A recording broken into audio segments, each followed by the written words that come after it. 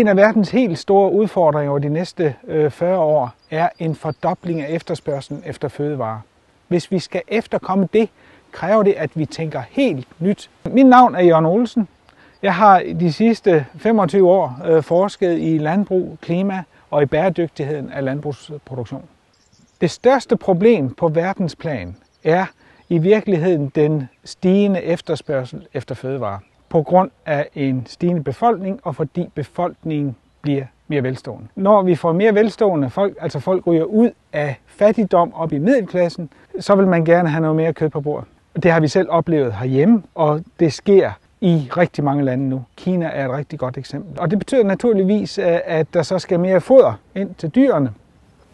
Mere af sådan noget korn, som vi har her, som så går fra at producere pasta eller brød eller så til at blive dyrfoder. Den måde, vi hidtil har løst den stigende efterspørgsel efter fødevarer på, har jo været ved at intensivere landbrugsproduktion. Og det vil vi jo gerne fortsætte med. Problemet er bare, at det kan vi ikke, fordi vi er ved at løbe ud på muligheder. Og det gør jo, at hvis vi skal efterkomme den der meget stærkt stigende efterspørgsel, så må vi til at tænke nok helt nyt. Der er ikke én løsning på dette problem. Der er mange. Vi er naturligvis nødt til i vores landbrugsproduktion og øge det biomasseproduktion, vi har. Og så skal vi naturligvis også fokusere i selve ledet hele vejen ud til forbrugerne og også medforbrugerne og reducere spild.